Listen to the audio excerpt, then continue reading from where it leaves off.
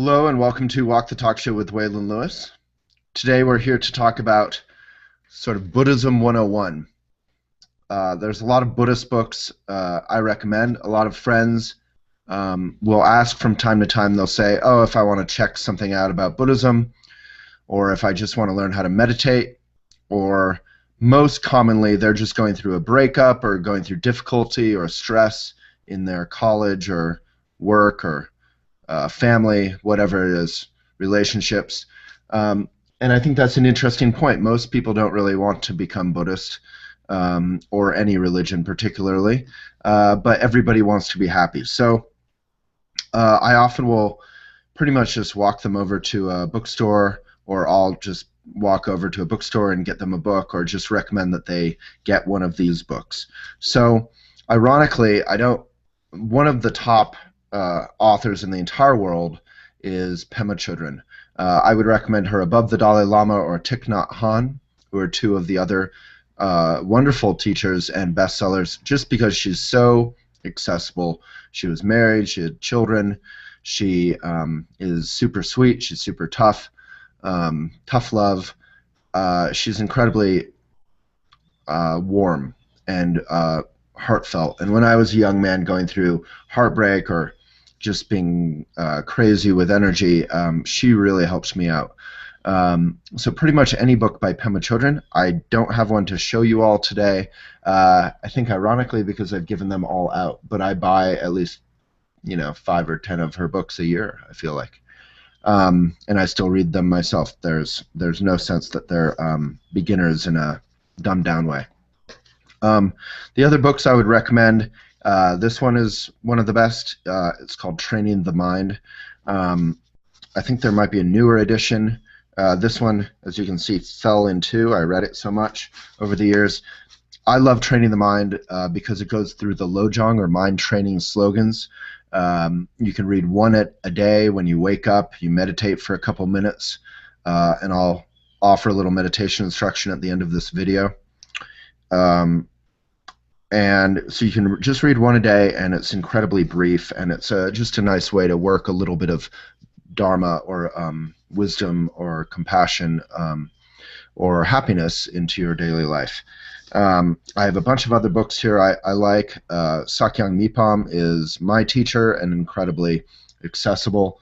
The latest book that I have not yet read is Shambhala Principle, about being mindful in everyday life and society, but I can highly recommend his first book, Turning the Mind into an Ally.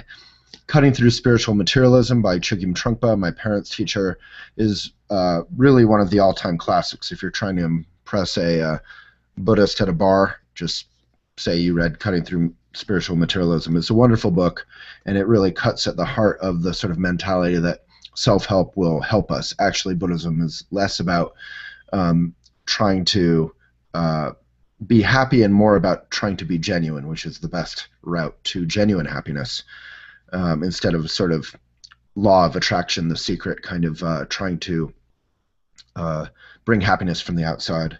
Shambhala, Sacred Path of the Warrior. It's not particularly Buddhist, but the Buddhist values are in it, and meditation. It's a wonderful, very accessible book. It gets a little bit weird at the end. Highly recommend it. Zen Mind, Beginner's Mind, all-time classic, incredibly fun to read, very simple, very thin.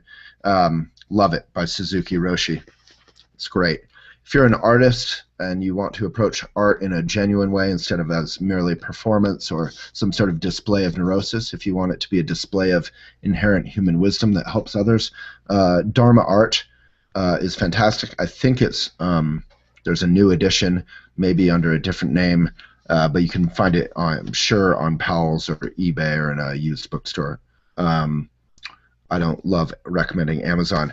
How the Swans Came to the Lake is a fantastic read. Same with Crooked Cucumber, about Suzuki Roshi. How the Swans Came to the Lake is a narrative history of Buddhism in America by Rick Fields, who was a mentor from afar of mine. I did know him a bit. Amazing writer, journalist, and goes over the history of Buddhism coming to the West. I think that might be all of them. I mean, Sharon Salzberg, Jack Kornfield, There's many, many wonderful authors,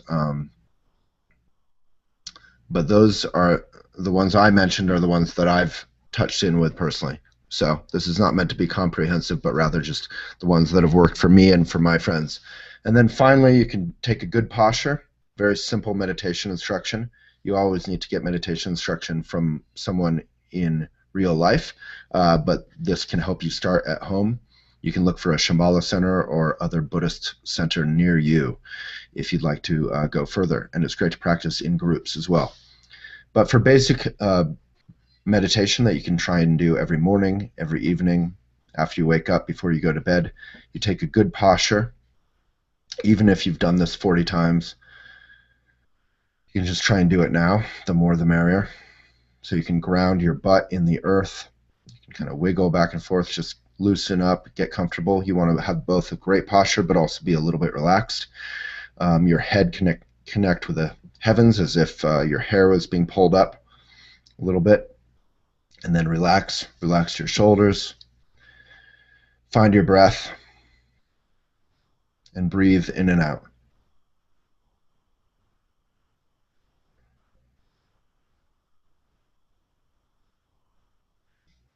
As you can see, it makes for riveting YouTube viewing. Any thoughts that come up, you just label them thinking. You just notice. You train your mind to be aware when you're thinking instead of just being caught up in your thoughts. So come back to the breath in and out.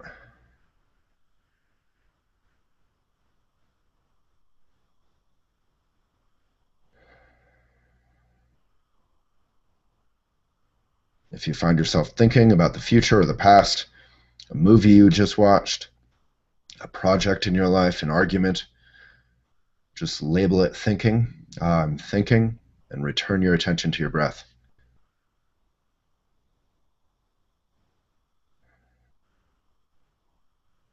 Then after 2, 5 minutes, whatever, 10 minutes, 15 minutes, you can dedicate the merit of your practice by just bowing to yourself and to the world and kind of thinking, may it be of benefit. May anything I do in my day, including this meditation practice, be of benefit to all other sentient beings, including myself. So thank you very much.